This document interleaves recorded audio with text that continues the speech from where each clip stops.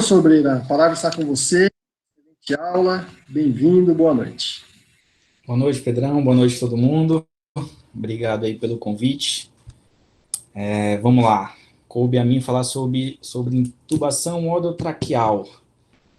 Aproveitando o momento, como você mesmo falou, eu vou tentar passar uns pontos mais importantes que eu considero, mostrando alguns erros que a gente acaba cometendo no pronto-socorro, tentar mostrar algumas alternativas para o nosso dia a dia e falar um pouquinho de sedação, ainda mais que a gente está nessa polêmica aí de falta de medicação, etc. Então, vamos lá.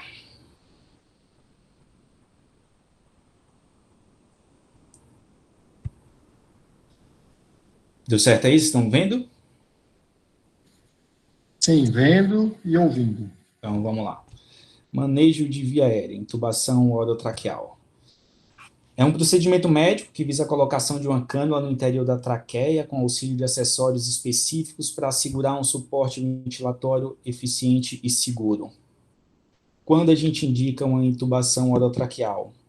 A paciente, quando tem uma dificuldade em manter uma via aérea pérvia ou protegida, seja por obstrução de via aérea, ou um paciente consciente com perda de reflexos, dificuldade em manter ventilação e ou oxigenação, vamos manter o pressuposto aqui que a gente já tentou medidas não invasivas, escalonando terapia, seja catéter, máscara não inalante, VNI. Atualmente a gente já tem em alguns hospitais catéter nasal de alto fluxo. Então vamos supor que tudo isso deu errado, tá? Você ainda mantém um paciente hipoxêmico na sua frente, você precisa entubar. Ou até quando o paciente tem sinais que indicam uma evolução desfavorável para a via aérea, seja um acesso central que você acabou pegando uma carótida, fez um hematoma que está crescendo e pode vir a obstruir via aérea, um paciente grande queimado, ou inalação de fumaça, que pode comprometer em pouco tempo a também obstruir via aérea. Então, também são situações que indicam a obtenção de uma via aérea definitiva, tá? Anatomia, tá? Então, essa primeira imagem a gente vê a figura aqui, a língua. Deixa eu ver se o mouse não funciona aqui. Então, a região da valécula, onde você vai pôr, onde você vai tentar colocar a ponta da lâmina do seu laríngo, visualizar a epiglote, região anterior aqui, traqueia, e posteriormente a gente tem o esôfago. Uma visão de uma laringoscopia direta, isso aqui é o seu objetivo, né? Encontrar a valécula, uma boa abertura aí da via aérea, visualização das cordas vocais. Então, toda vez que você indicou a obtenção de uma via aérea definitiva, você decidiu pela intubação orotraqueal, você precisa avaliar e identificar uma via aérea difícil, você precisa estar preparado. Você não pode descobrir no meio do caminho que você não conseguiu entubar, tentar ventilar, você vê o que não conseguiu ventilar e aí é aquela catástrofe. Então, qual que é o cenário ideal? O que você sonha em ter como um paciente, tá? Então, um paciente que tem uma boa abertura da boca, você consegue visualizar praticamente todas as estruturas ali da faringe. Essa imagem maior seria uma Mallampati classe 1, tá? Um paciente que você possa elevar, colocar um coxim suboccipital, elevar a cabeça e uma hiperextensão cervical. Por quê?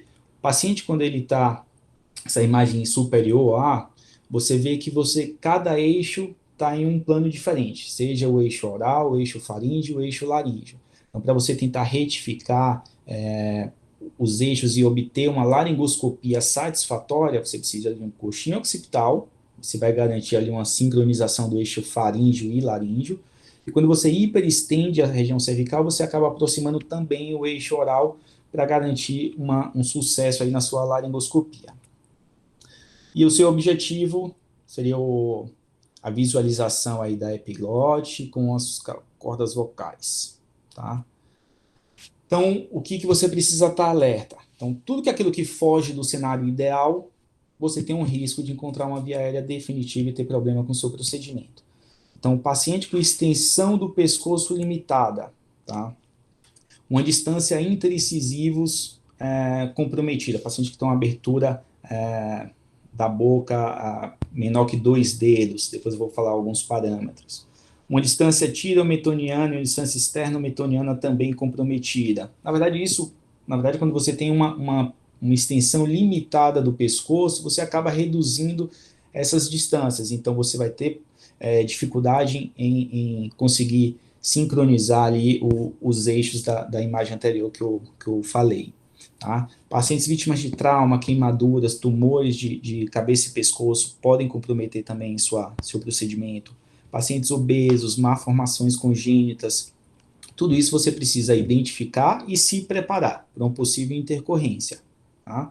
Aqui alguns preditores de intubação orotraqueal difícil, como eu já falei, uma distância intraincisivos menor que 4 centímetros, dá em torno aí de 2 dedos, distância tirometoniana e distância externometoniana reduzida, mostrando que o paciente não consegue uma extensão da cabeça, então vai ser difícil você sincronizar os eixos e garantir uma laringoscopia boa. Malampate 3 ou 4, e outras situações, tá? E só para a gente ver a classificação Malampate, a Cormack. Então, o ideal é a gente ter um Malampate 1 e um Cormack também 1, tá? É o sonho aí de todo emergencista. Vamos lá. Paciente com provável via aérea difícil. Aí a gente tem que observar, será que se eu tiver dificuldade na laringoscopia, na intubação, eu vou conseguir ventilar? Eu vou conseguir, pelo menos, garantir uma oferta de O2 para esses pacientes? Então, a gente tem alguns preditores de dificuldade também de ventilação, tá? Então, quem que seria? Pacientes com barba, então você não vai conseguir acoplar direito a sua máscara, tá?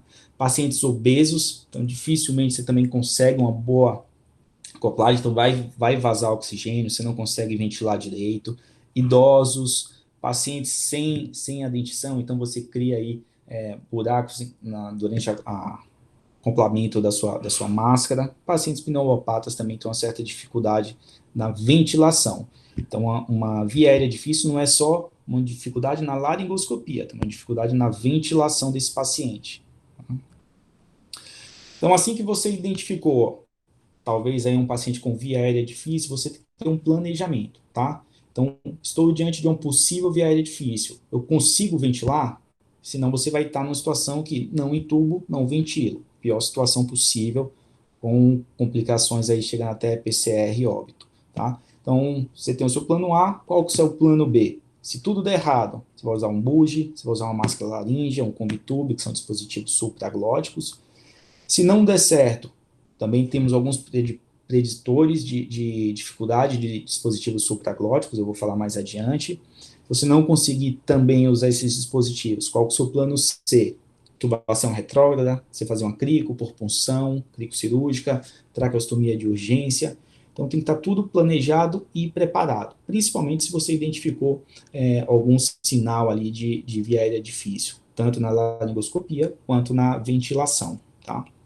Então, os materiais que devem ter em qualquer sala de emergência, tá? Bolsa, válvula, máscara, que é o famoso AMBU, cânula de Guedel, principalmente para pacientes com rebaixamento do nível de consciência, que não tem um reflexo, um aspirador funcionando, de preferência, laringoscópio com desenhos e tamanhos diferentes, então lâmina curva, lâmina reta, todos os tamanhos possíveis, tubos endotraqueais com diversos tamanhos, fio guia, bugie, dispositivos supraglóticos, então máscara laríngea, combitube, fast track, e equipamentos para acesso cirúrgico, caso você tenha que chegar na última linha aí de tratamento, tá? Preparo do paciente.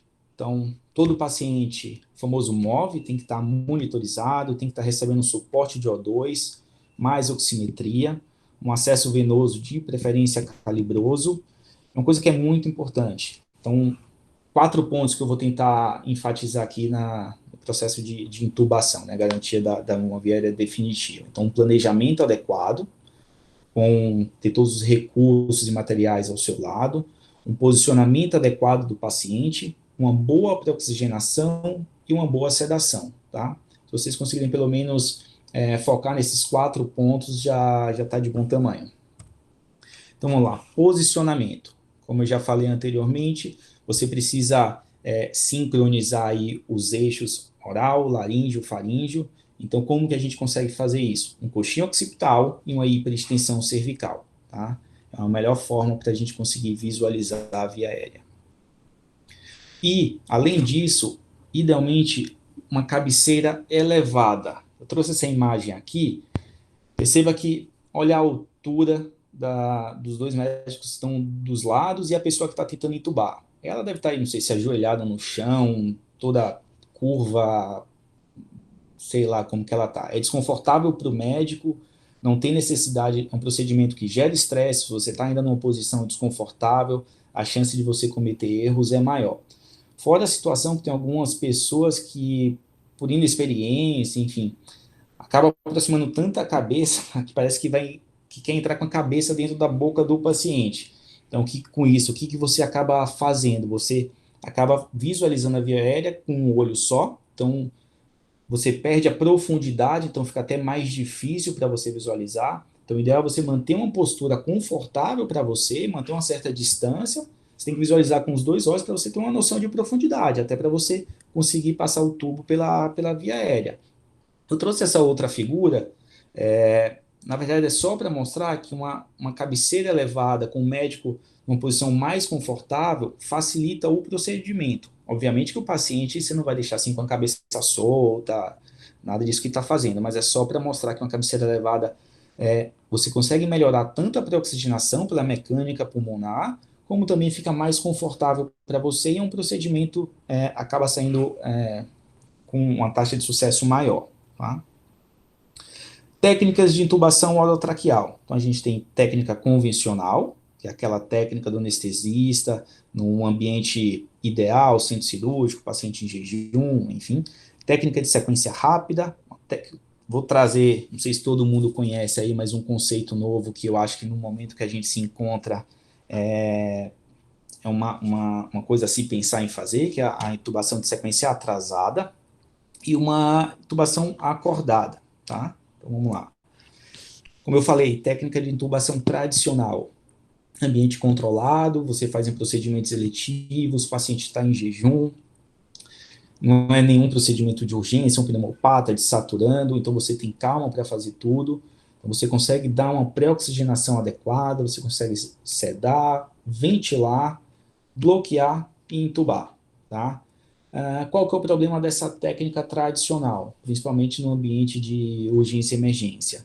É uma técnica que você ventila o paciente, então você faz hiperinsuflação gástrica, você tem risco de broncoaspiração e por isso não é muito utilizada aí no nosso meio. Tá? Intubação de sequência rápida, essa aí é a queridinha dos emergencistas. Então vamos falar um pouquinho de história. Ela foi criada em 1951, na época a Sociedade Americana de Anestesiologia foi identificar e viram que estava tendo alguns óbitos pós-intubação endotraqueal e chamou 2 anestesistas para tentar identificar e tomar medidas para melhorar isso. Então foi identificado inúmeros casos de PCR, principalmente por hipóxia pela broncoaspiração. Então eles acabaram propondo algumas medidas para evitar essa complicação, desde cabeceira elevada até a intubação de sequência rápida, realmente como todo mundo conhece. Tá? Em 1990, ela começou a ser usada pelos emergencistas americanos, e em 1997 entrou para o ATLS. Tá? Qual que é a ideia deles? Prevenir broncoaspiração, porque você não ventila. Tá? Teoricamente não é para ventilar, mas isso é um erro que comumente a gente vê aí no pronto-socorro em geral. Então, o que consiste a técnica? Você pré-oxigenar o paciente, máscara, catéter, enfim, e fazer uma sequência de sedação mais bloqueio neuromuscular, seguido de intubação orotraqueal, tá? Tem altas taxas de sucesso, é a mais usada em sala de emergência, tá? Você pode fazer uma pré-medicação com fentanil, geralmente, mas isso é opcional. Você faz uma indução, você tem algumas drogas que mais para frente eu vou falar, seja atomidato, ketamina, propofol, midazolam, e o bloqueio neuromuscular, geralmente a gente acaba usando o succinil, que é uma droga mais rápida, um efeito de curta duração. Tá? Apesar de ser a mais usada e com altas taxas de sucesso, será que ela é ideal para todos os pacientes? Ela é isenta de riscos? Tudo bem que pode prevenir broncoaspiração, mas será que não tem outros riscos? E apesar das altas taxas de sucesso, será que o procedimento compensa os possíveis efeitos deletérios? Então, como ela é a mais usada, eu vou enfatizar um pouquinho mais nela aqui. Então, quais os possíveis problemas da sequência rápida? Ela tem uma diminuição do tônus cardiorrespiratório, você faz uma pré-oxigenação inadequada, então em vigência de pacientes com insuficiência respiratória aguda, você tem um risco de piorar a hipóxia, hipercapnia, então acho que todo mundo já acabou presenciando o paciente que acaba indo para uma parada cardiorrespiratória após intubação. Então, isso provavelmente são pacientes graves, que você não conseguiu pré-oxigenar direito, você não conseguiu ventilar, e etc. Pode causar hipotensão e hipoperfusão. A hipotensão, por si só, já é um grande marcador de mortalidade no procedimento de intubação orotraqueal. E, por fim, levar uma PCR. Tá? Uma coisa que acontece, que é comum, intubação de sequência rápida. Eu não sei se o nome acaba induzindo e a gente acaba achando que é um procedimento que você tem que fazer muito rápido, quando na verdade não é isso. Você precisa ter calma, você precisa pensar no que você está fazendo, você precisa ter tudo feito de forma consciente, sem afobação, porque senão você vai errar, você não vai conseguir fazer o procedimento direito, não vai conseguir oxigenar direito e o paciente vai ter complicação. Um outro problema, ventilar. Então, é comum a gente ver o paciente, principalmente a gente coloca, tá induzindo a sedação, tá tentando pré-oxigenar, a gente só acopla o ambu na face do paciente, enquanto ele tem drive, paciente ninguém está ambuzando. Mas assim que a gente faz o bloqueio neuromuscular, que o paciente começa a fascicular, perde o drive, tem alguém que começa a ambuzar, tá? Então isso é errado. Intubação de sequência rápida é para não ventilar, para você não hiperinsuflar o estômago e com isso evitar a broncoaspiração, tá? Em relação à pré-oxigenação, que eu falei, é uma questão muito importante, tá? Tem um estudo, um artigo, que ele avaliou pacientes rígidos. Quando você não tem uma pré-oxigenação adequada, você tem uma apneia segura de 40 a 60 segundos. O que é isso?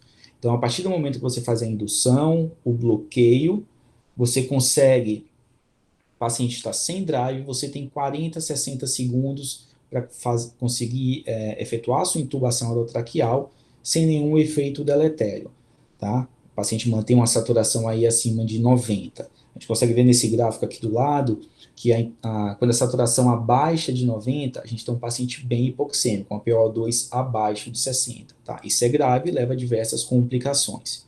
Isso para um paciente rígido.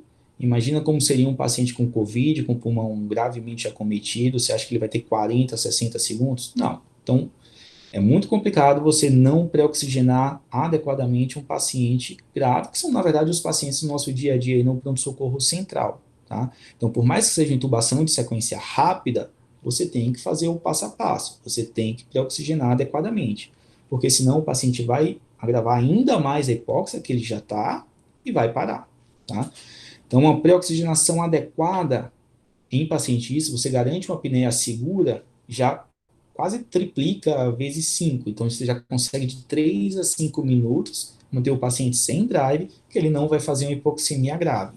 Se você fizer uma pré-oxigenação adequada, associado a uma oxigenação peri-intubação, você consegue um tempo de apneia segura ainda maior. Tá? Lembrando o que seria uma oxigenação adequada. Você vai acoplar uma máscara, como se fosse uma máscara de ambu, ligado a um respirador que garante 100% de O2, tá? Principalmente a gente consegue isso no centro cirúrgico. Na nossa realidade, máscara não reinalante a 15 litros, você vai conseguir um FiO2 de 60% a 80%. Um catéter de O2, teoricamente a gente aprendeu na faculdade que a gente vai de 3 a 5 litros, mas na urgência a gente aumenta o máximo que puder, vai bater aquela bolinha ali na parede a 15 litros por minuto, você vai garantir um FiO2 máximo de 44. Está longe de ser uma oxigenação adequada. Por isso que a gente não consegue, a gente tem que ter artifícios para poder oxigenar melhor esses pacientes, principalmente no COVID, ou pacientes hipoxêmicos, independente da causa, tá?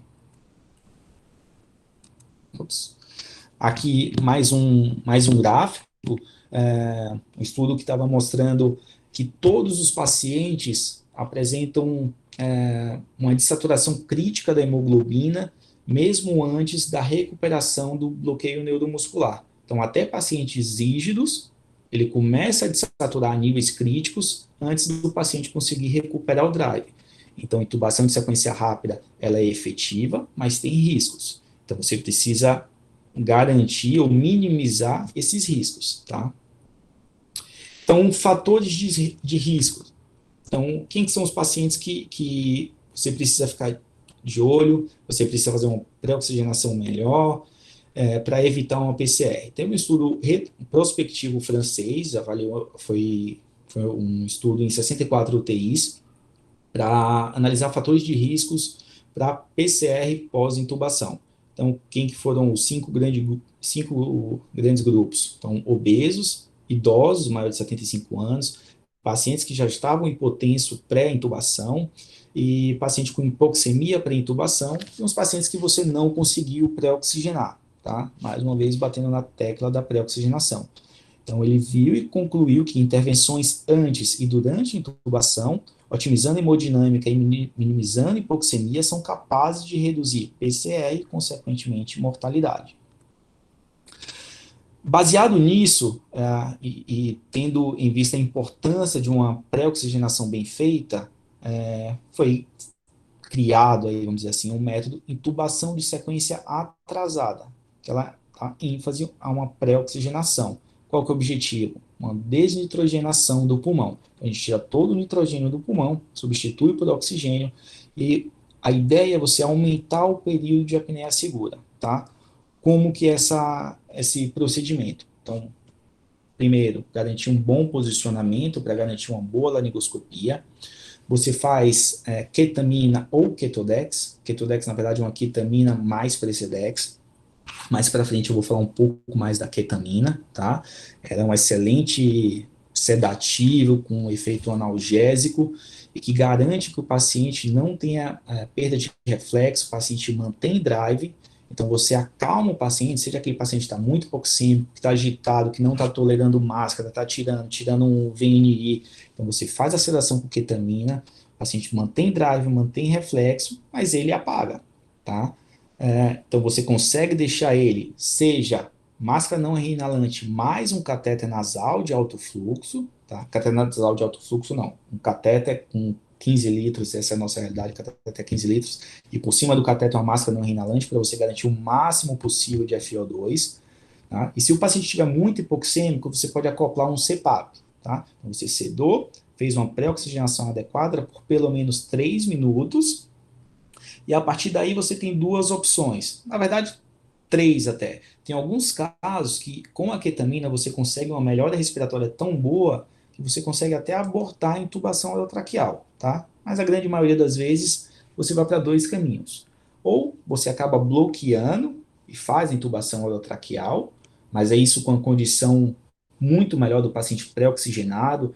Então o paciente tem um período de apneia maior, você tem mais tempo para você poder fazer a sua intubação, principalmente se você acha que é uma via aérea difícil, então você consegue ter uma folga maior e mais seguro. Ou tem também o COBE, que é uma sedação só com a ketamina, tá? Eu vou falar mais para frente sobre esse método. E uma oxigenação apneica, que é durante a sua laringoscopia, você mantém o catéter nasal, tá? Com 15 litros. Ketamina tem que ser dose dissociativa, tá? Ketamina, a gente tem duas doses, tem a dose analgésica, que é uma dose pequena, de 0,1 a 0,5, e tem a dose dissociativa, que é principalmente acima de 1 a 2 miligramas, tá? Então, como eu falei, o paciente inconsciente, mas com patência e reflexo da via aérea. Mantém respiração e mantém tônus circulatório. Então, indicações, paciente com, como eu falei, pneumopatias, agitação, confusão, que você não vai conseguir fazer uma pré-oxigenação adequada por outros métodos, Contraindicação, trauma raquimedular, porque você precisa ter uma cabeceira elevada, além de ter melhora mecânica respiratória, melhor até para procedimento de intubação. E trauma grave de face, que você não vai conseguir acoplar a sua máscara para pré-oxigenação. Tá? Então, já cheguei a falar aqui com vocês o ideal de uma pré-oxigenação, cabeceira elevada, cateter nasal, mais a máscara não inalante para tentar garantir o máximo de FiO2. Se uma saturação abaixo de 90, você pode ligar o CPAP, tá? Isso aí dura 3 minutos ou 8 inspirações e expirações máximas, tá? Como que é o procedimento? Então, a gente faz essa pré-oxigenação, inicia a anestesia com a ketamina ou a ketamina mais o Precedex, aguarda 3 minutos, mantendo todo o suporte de O2. Na hora que você vai fazer a laringoscopia, você mantém só o catéter nasal, tá? E aí você pode manter só com a ketamina, o COB, ou você pode fazer o bloqueio neuromuscular.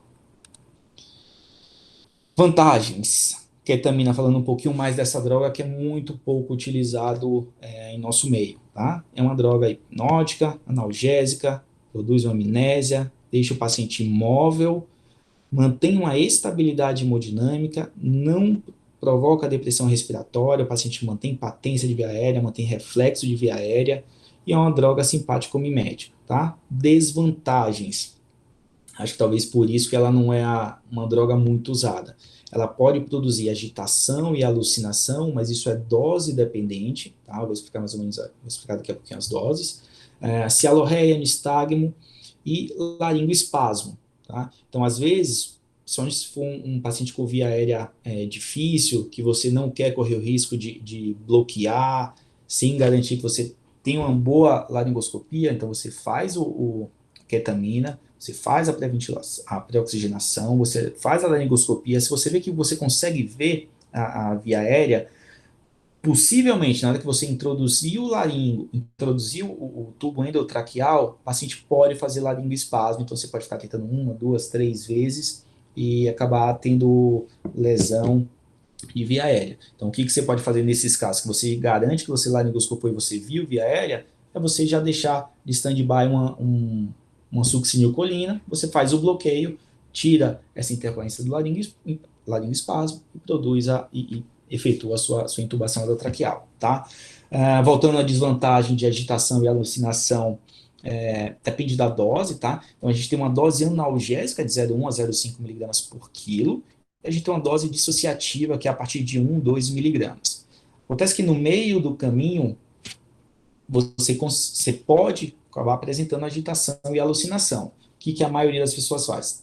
Está fazendo uma infusão em bolos lenta, e aí o paciente começa a agitar e alucinar, a pessoa para a droga e parte para midazolam, propofol, que na verdade não é isso que você tem que fazer. Você tem que continuar a dose até você garantir um nível sérico aí, que seja em torno do equivalente a esses 2 miligramas por quilo, e se precisar, aumenta a dose. Não tem problema de ser doses maiores, tá?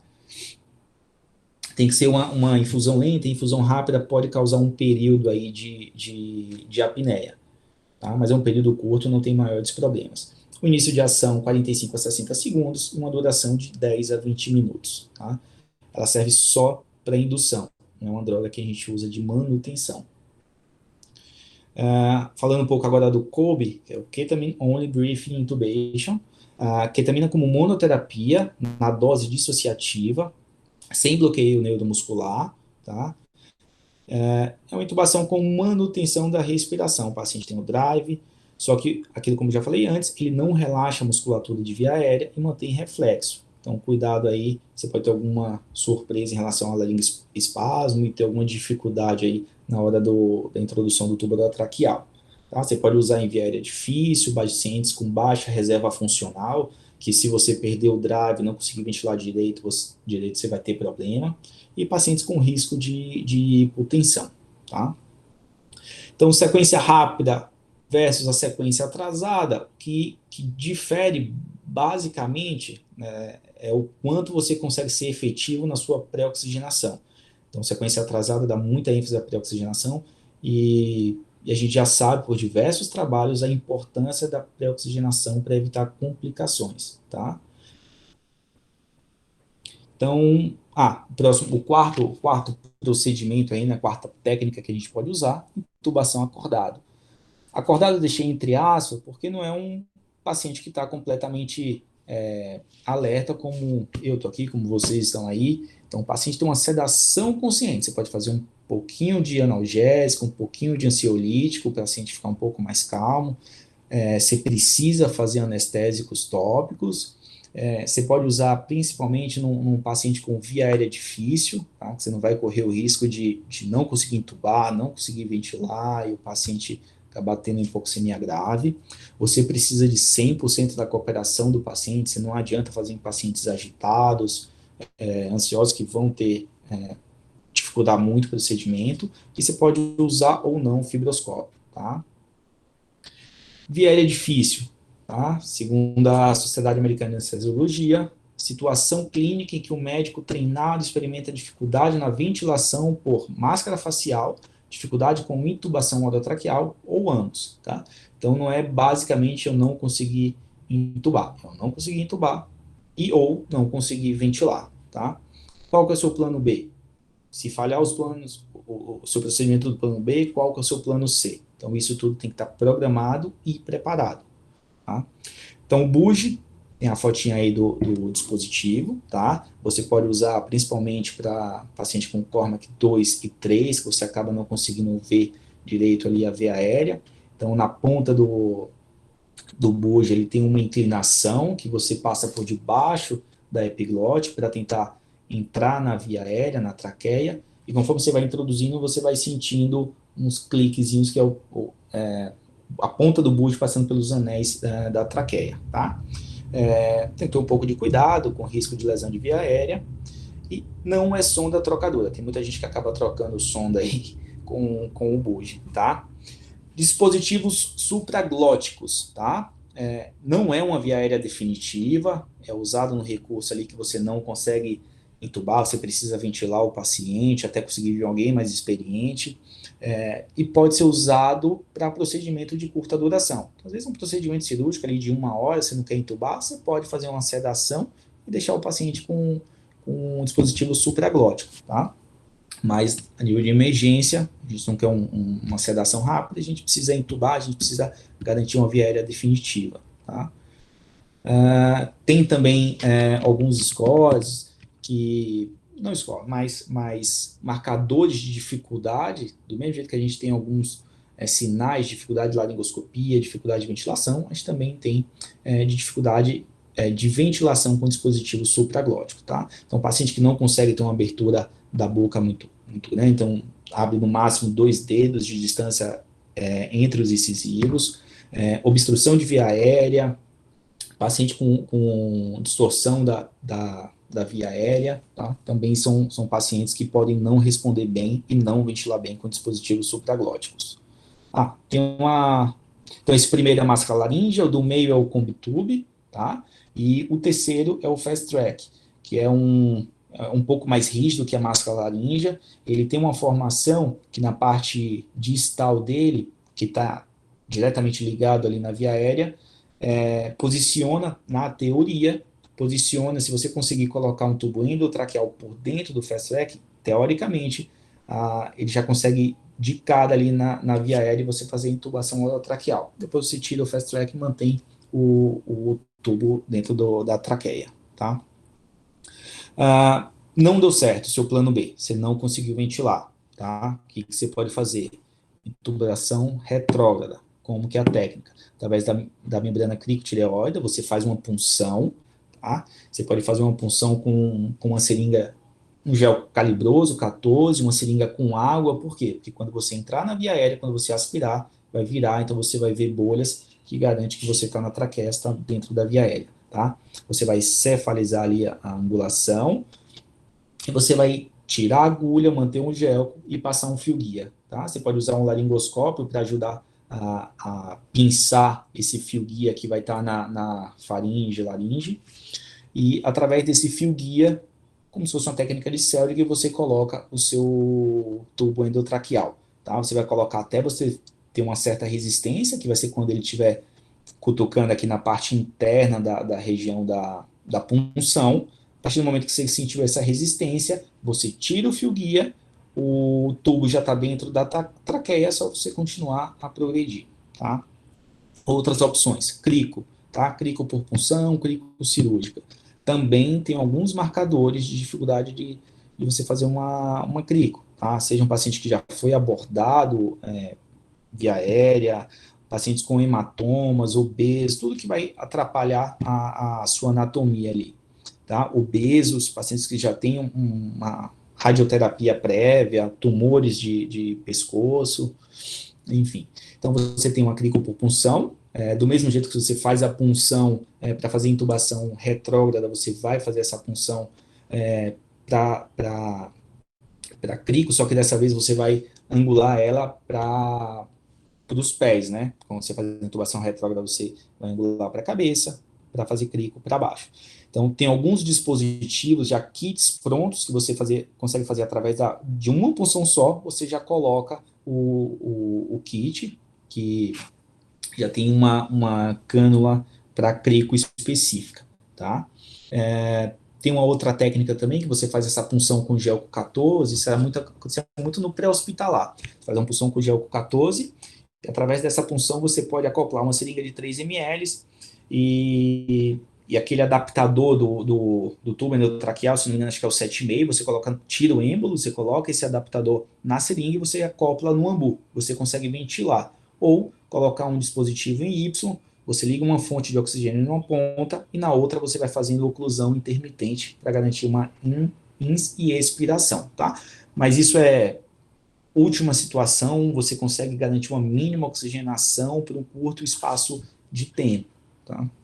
E a cricocirúrgica, que você vai também pela membrana cricotireoide, você vai fazer uma incisão com a colocação do dispositivo, tá? Vamos lá, conseguimos entubar. Então, a gente entubou, vamos fazer uma sedação, tá? Então, a gente tem que deixar uma analgesia, uma sedação e ou bloqueio neuromuscular. E que a gente precisa avaliar vantagens e desvantagens de cada droga, as contraindicações e situações especiais, como estabilidade hemodinâmica, broncoespasmo, que aí você vai ter preferência por alguma droga ou outra. Tá? A fentanil é um opioide potente analgésico, simpatolítico, que você pode usar tanto para indução quanto manutenção, tá?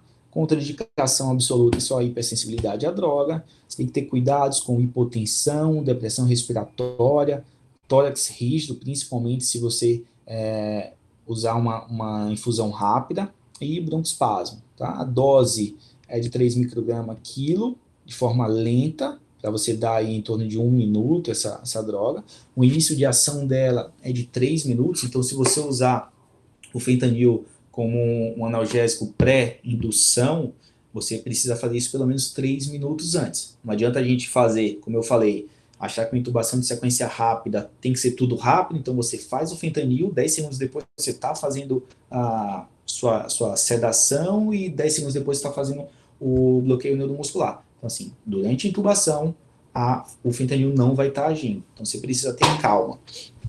Tá? E uma duração de 3 a 60 minutos, de 30 a 60 minutos, desculpa. Etomidato, tá? É um dos mais utilizados, é um sedativo, hipnótico. Não causa hipotensão, entre aspas, porque tem algumas situações que ele pode causar um certo grau de hipotensão pós-sedação, tá? Sem efeito analgésico, um discreto aumento da resistência via aérea, mas não chega a ser uma contraindicação para pacientes em broncoespasmo, pode causar mioclonias, e é uma droga de indução. A gente não vai fazer manutenção de sedação com etomidato, tá? Contraindicação também só a hipersensibilidade da droga, você tem que ter alguns cuidados, principalmente porque ela pode causar um bloqueio adrenal, cuidados em idosos e cuidado também com disfunção renal, tá? Mas também não é uma contraindicação. A dose é uma dose de 0,3 miligramas por quilo, início de ação de 15 a 45 segundos e uma duração de 3 a 12 minutos, tá? Só um comentário à parte, esse quadrinho que eu estou colocando de dose, toda sedação, a dose a gente precisa ter só para um guia, tá? O ideal de sedação é você titular a sua sedação. Do mesmo jeito que a gente tem noradrenalina, nipride, que a gente está o tempo todo beira-leito, checando pressão, a gente vai subir dose de nora, subir e descer de nipride, ou se a gente está usando buta por questão de má perfusão, e a gente está vendo sinais de má perfusão para a gente titular, então a gente está o tempo inteiro titulando droga vasoativa. Com sedação, é a mesma coisa, tá? Não adianta a gente colocar uma dose X, que a gente acha que é o ideal, e esquecer, tá? Porque provavelmente a gente está errando na dose, ou está fazendo a mais, ou está fazendo a menos. Midazolam, tá? É um sedativo, produz amnésia, pode causar hipotensão, não tem efeito analgésico, tem um efeito anticonvulsivante, então alguns neuropatas se beneficiam mais do midazolam, e é uma droga de indução e manutenção, tá? Contraindicações, hipersensibilidade, glaucoma de ângulo fechado, e os cuidados que você precisa ter com essa droga, além da hipotensão, pode causar depressão respiratória, apneia e abstinência, tá? Uma dose para você se guiar de 0,1 a 0,3 miligramas por quilo, início de ação de 30 a 60 segundos, uma duração de 15 a 30 minutos. Tá? Propofol, sedativo, ansiolítico, produz amnésia, não tem efeito analgésico, reduz resistência de via aérea, então é uma boa opção para pacientes com DPOC exacerbado, crise asmática grave, tá? Produz relaxamento muscular, é uma droga também de indução e manutenção, tá? Cuidados com hipotensão, hipertrigliceridemia, pancreatite e síndrome relacionada à infusão do propofol. Pode causar bradicardia, ou até taquicardia, está muito relacionado à dose, tá? É dose dependente. Doses altas podem provocar essa síndrome relacionada à infusão do propofol, tá? Dose de 1,5 a 3 miligramas por quilo, um início de ação em torno de 30 segundos, duração de 3 a 10 minutos. O famoso Precedex, tá? É um sedativo, hipnótico, tem algum efeito analgésico, mas não muito. E qual que é o bom dela? Ela consegue manter um drive, então o paciente reduz tempo de ventilação mecânica, reduz delírio, reduz tempo de internação, e é uma droga usada só para manutenção, a gente não vai induzir ninguém com o Precedex, tá? Contraindicação só hipersensibilidade, cuidados com bradicardia, hipotensão e abstinência a drogas, principalmente se for tirado rápido demais, tá? A dose de 0,2 a 1,5 micrograma quilo-hora, início de ação em torno de 30 segundos, uma duração ali. Opa, não, desculpa. Isso aqui acho que eu copiei e tá errado. Só a dose que é de 0,2 a 1,5 micrograma quilo-hora, tá bom? Bloqueador neuromuscular. Então, a gente tem duas classes, tá? Despolarizantes e não despolarizantes. Os despolarizantes, representados aqui pelo succinilmetônio, succinil, então é agonista da acetilcolina, rápida ação, curta duração, pode provocar hipertermia e complicações cardiorrespiratórias, tá? Não despolarizantes, a gente tem um pancurônio, que é uma ação prolongada, melhor perfil hemodinâmico, tem excreção renal, então cuidado um pouco com o paciente com insuficiência renal. O atracúrio, que é um início rápido, é uma ação ali intermediária entre o succinilmetônio e o pancurônio, duração em torno de 1 a 2 horas. Pode ser usado em insuficiência renal e hepática sem maiores problemas, e tem liberação de histamina, então cuidado um pouquinho com hiperemia no local da infusão, taquicardia, hipotensão. Tá?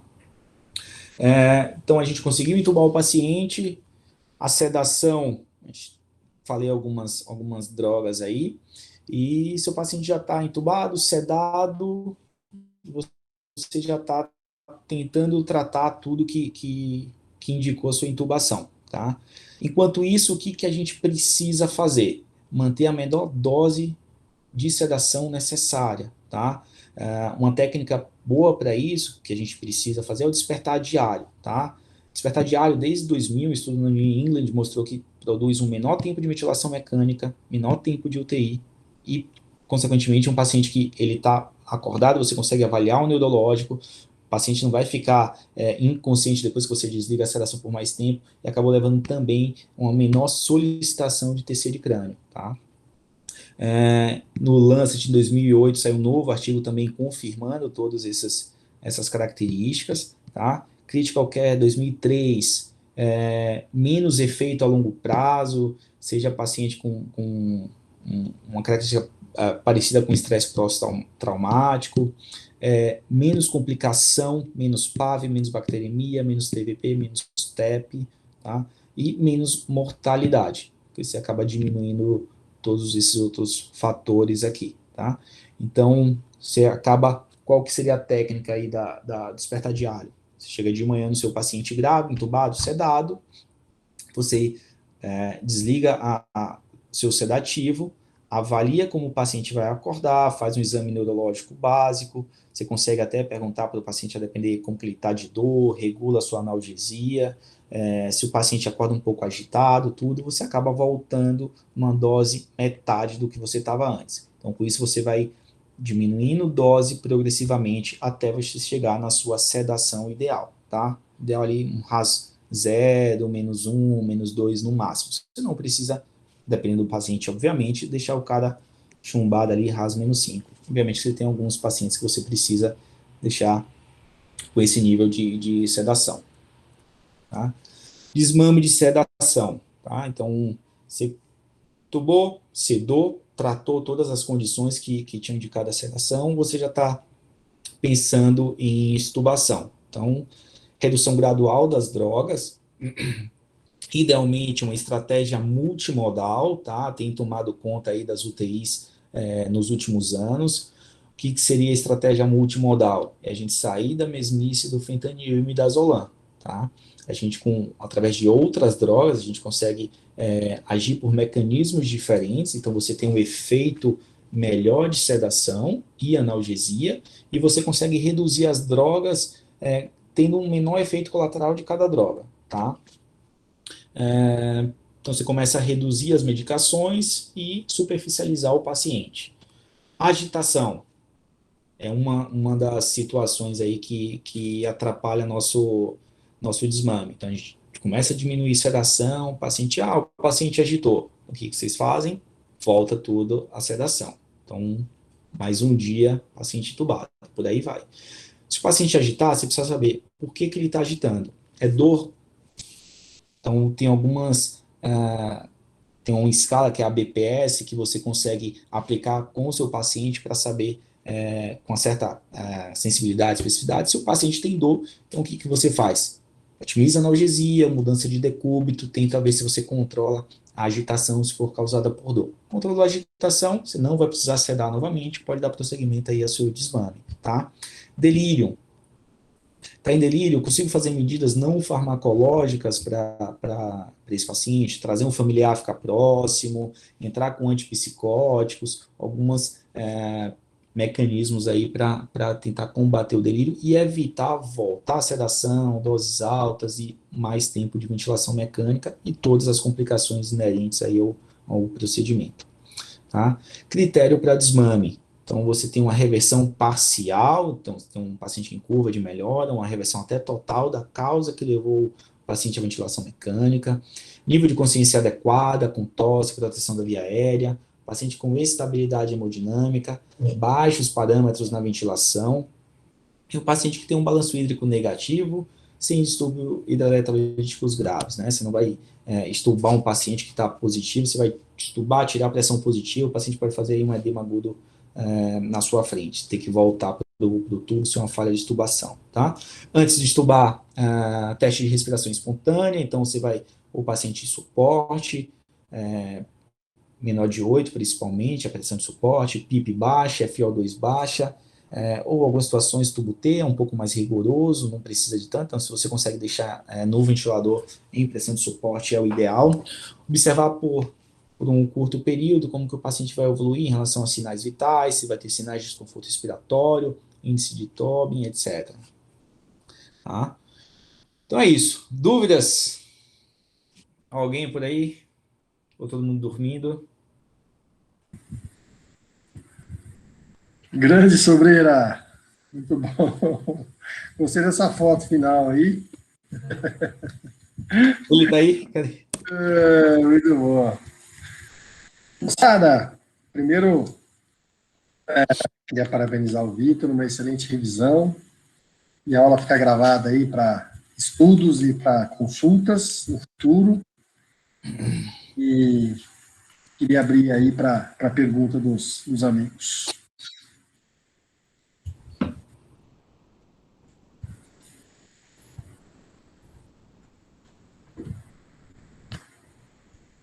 O Igor Smolenkov, ele mandou aí. Ele não estava ouvindo o pessoal falando. Fala, Igor.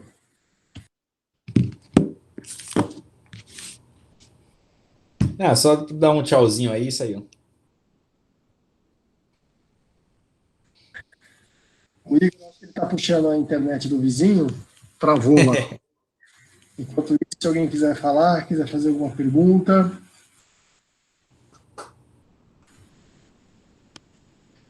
Eu volto, viu, Vitor? Alô, alô, alô? Oi. Voltou, né? Manda. Desculpa, caiu aqui, eu estava xingando o Vitor e aí caiu. Mas o que eu queria dizer, cara, é assim, né? Eu acho que todo mundo está vendo isso, e é uma dúvida o que eu queria perguntar, vocês que têm muito mais experiência do que eu, a galera que já é da terapia intensiva, eu já perdi vários tubos, né? O Vitor foi um dos caras que mais papou tubo meu enquanto eu era residente, ele foi um dos que mais papou. Mas o que eu queria falar é assim, né? Durante essa pandemia do Covid, o paciente do Covid, eu acho que todo mundo viu isso, ele tem muito pouca reserva funcional, né? Uma coisa que parece impossível nesse paciente Covid é você tentar pré-oxigenar ele para conseguir garantir uma pré-saturação aí de 90%, pelo menos 90%. Você entuba ele tentando com uma posição ótima, bem acoplados, ainda com prótese dentária para tentar facilitar a ventilação, no máximo 75%, 80%. A grande maioria deles grande maioria não, né? Mas não é raro ter paciente obeso. O que eu queria perguntar é assim, eu já perguntei isso em alguns cursos que eu fiz de via aérea, queria saber como que vocês manejam, e eu sei que não dá para você generalizar sempre, mas existe assim uma entidade que é o que a gente vê sempre, que é aquele nosso force to act, né? Que você tem que entubar o cara, tem que otimizar e tem que entubar o cara. E no cara que você não consegue pré-oxigenar, que eventualmente você tenta fazer, acha esse esquema de sequência atrasada, né? Tentar otimizar, mas mesmo assim, otimizando, você não consegue. Eu queria saber assim, e quando eu perguntei para uma galera aí da anestésio, da Santa Casa, um cara que chama Mauricinho, que manja pra cacete. Eu preciso entubar, o cara tem preditor de via aérea difícil, preditor de ventilação difícil e até um preditor de um dispositivo supraglótico difícil. Mas eu tenho que otimizar a minha intubação, posição ótima, sniffing position, o que eu faço? E aí ele fala, e assim, pelo que eu já li na literatura, ele fala, o que é descrito na literatura é sequência rápida para esse cara, bloquear esse fera e tentar otimizar, mesmo com 550 quilos, saturando 70%, você tentar otimizar a sua primeira tentativa de intubação. Eu queria saber, assim, alguém já leu, se uma outra forma, eu sei que é individualizar o paciente, mas queria discutir um pouquinho sobre isso. Não sei se o Pedrão tá por aí, que dá para até falar. O que na revisão que eu fiz agora, o que eu vi, alguns editoriais falando para tentar até estimular um pouco essa sequência atrasada, para tentar você garantir uma pré-oxigenação melhor, para levar o paciente na indução, no bloqueio um pouco mais seguro, e alguns relatos de pessoas que usaram ketamina nesse cenário e que, a princípio, tiveram bons resultados. Nunca fiz. Não sei se o Pedrão está por aí para falar um pouco mais aí, que é da terapia intensiva. Doutor, Della Libera se encontra no local? Não? Boa noite, pessoal. E aí, Pedrão? Boa, Toba. Tava querendo esperar você aqui. Não, que isso, pô. Vocês que me ensinaram tudo aí. O Vitão já me papou muito tubo quando era residente também. O primeiro tubo que eu fui tentar na residência, o primeiro tubo que eu fui tentar como R1, ele papou eu e o R2, inclusive. Papou todo mundo. Aí aquele tubo que ele pegou, a gente não conseguia, mostrou. Ó, é assim que faz, beleza? Deu na nossa mão, a gente não conseguiu, ele ainda papou. Mas, cara, em relação, acho que essa sua pergunta aí, Igor, cara, é difícil, cara. Eu acho que não tem resposta para isso, mas tem algumas coisas que, desde o começo, que a gente pode tentar. É um conceito muito legal que o Vitão acabou falando, mas por outros jeitos. Ele falou do paciente que tem alto risco de parar depois da intubação. Tem um conceito de via aérea difícil, que é via aérea difícil fisiológica, né? Que isso é uma coisa cada vez mais comum e muito presente em manual de via aérea na emergência. Eu acho que isso é uma das coisas que a gente tem que frisar muito para os nossos residentes, que é mais comum no pronto-socorro isso, do que o cara que tem uma laringoscopia difícil. E sempre que a gente fala de via aérea difícil, a gente pensa de cara automático no cara que é difícil de laringoscopar. E a via aérea difícil fisiológica, acho que ela mata mais, ela é mais importante. E o Covid entra nessa. Via aérea difícil fisiológica entra um monte de coisa. Entra o cara que está meio limítrofe, que você vai preparar uma hora antes de intubar. Entra o cara que está com o abdômen distendido, você vai passar uma nasogástrica antes. Entra um cara que tem uma disfunção de VD, você vai intubar com um push-12 de adrenalina, ou já ligar uma nora. Tem um monte de coisa. E no Covid, o que a gente tem tentado fazer em UTI? Se o cara está em muito hipoxêmico, e mesmo se ele não, mesmo ele não estando instável, a gente já deixa uma nora preparada de cara, para todo mundo. O cara está muito hipoxêmico, acho que deixar uma nora de cara, ou pelo menos uma adrenalina preparada, diluída naquela push-12, acho que é interessante. Sempre que possível, VNI, ajuda bastante nesses pacientes. O que a gente tem feito às vezes deixa o cara com VNI, se tiver cateter nasal de alto fluxo, a gente tira da VNI, coloca na ventilação apneica, e naqueles caras que não oxigenam nada, acho que a ketamina é uma coisa legal. Faz a ketamina, para você tentar minimizar esses efeitos ruins da ketamina, a gente faz muito propofol, muito ketofol, mas geralmente numa dose bem baixinha, a gente costuma fazer 1, 2 ml antes da ketamina, para o cara ficar mais tranquilo. Às vezes até ajuda a acoplar na VNI também, porque a maioria deles não acopla bem.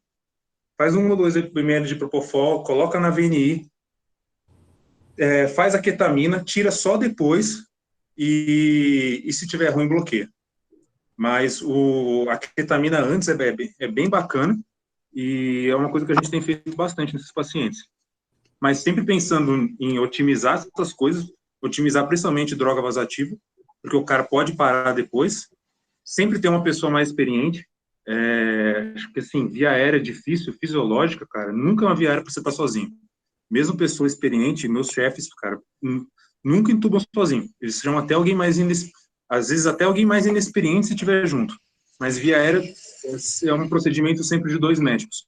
E no Covid a gente sempre entra com um plano A, um B e um C, verbalizando os planos, para na hora, se der um tilt, a gente saber quais são os próximos passos, e usando muita ketamina também. Doutor Pedro, uma dúvida que eu tenho também, como é que, assim, qual que é a sua experiência aí, você é o decano aí do pronto-socorro, eu queria saber a experiência aí do Valério e do Dr. Pedro Veronese, assim, nesse tempo, assim, o que você gosta de usar na intubação na emergência? O que você usa, doutor? O Sareta, quer falar primeiro aí, Sareta? Pode ser, vou falar rapidinho. Queria só dar os parabéns aí. Eu acho que realmente o pessoal já falou. Realmente o Sobreira foi o cara que mais papou tubo de todo mundo aí, mas não é à toa, porque na real acho que ele com certeza é o melhor tubo aí que a gente tem no pronto-socorro, né? Ele tinha o lance de ter trabalhado no SAMU.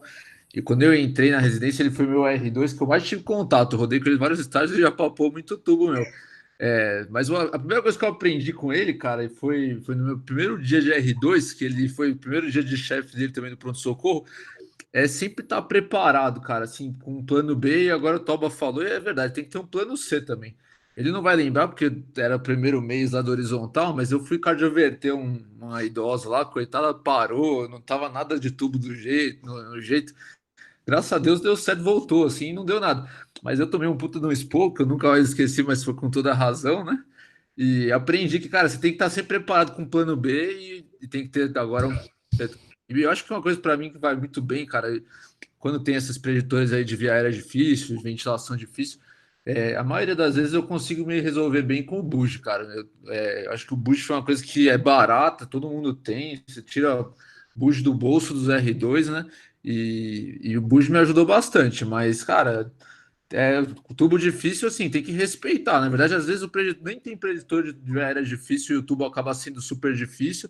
Às vezes tem preditor e acaba sendo uma via aérea fácil, né? A gente tem, lógico, que ter as ideias dos preditores, mas tem que sempre respeitar a via aérea, né? É o que o Pedro falou. Se o chefe da UTI do HC acaba indo em dois, não é a gente que vai querer ser herói e ir sozinho, né? Tem sempre tem um plano B, um plano C, e é isso aí. Acho que a minha ideia é mais ou menos essa. Maravilha, Saletão. Bom, pessoal, eu acho que a gente pega muito protocolo de intubação dos anestesistas, né? Só que o procedimento que o anestesista faz no centro cirúrgico, ele é completamente diferente do que o que nós fazemos no pronto-socorro, né? Eu fico me perguntando, a gente aplica todas as escalas, todos os protocolos e percebe que é uma via aérea difícil. O que nós vamos fazer? Vamos entubar o doente do mesmo jeito, né? O anestesista, a hora que ele faz toda essa avaliação pré-anestésica e que ele percebe isso, ele vai preparar um material especial, ele vai ter ajuda eventualmente de um broncoscópio, vai ter a caixa de via aérea difícil, e a gente que trabalha no pronto-socorro do SUS, uma vez que a gente identifica uma intubação difícil, a gente vai continuar tendo um laringoscópio com uma lâmina 4 e uma lâmina 5, né, e a gente torce para que ele funcione no momento da intubação. Se a via aérea for fácil, a gente vai ter o mesmo laringoscópio, lâmina 4 e lâmina 5. Se a via aérea for difícil, a gente vai ter o mesmo laringoscópio, lâmina 4 e lâmina 5. E o aspirador funcionar também, né? Exatamente. Então, eu diria que o procedimento que a gente faz no pronto-socorro, ele é completamente diferente do que os anestesistas fazem. E eu acho que veja, a gente tem que manter um equilíbrio entre estar no pronto-socorro escola e o residente precisa aprender, e o procedimento, ele tem a prioridade no procedimento, como o assistente também tem que ter o bom senso de saber que o paciente não precisa ter uma parada respiratória, uma parada cardíaca para o aprendizado do residente, né? Então, a gente tem que saber no momento de intervir. E aí tem as modas, né? Hoje em dia, você vai entubar com fentanil, o residente olha meio torto para você, como se não usasse fentanil, e no final das contas, a gente percebe que essas coisas todas, elas são periféricas.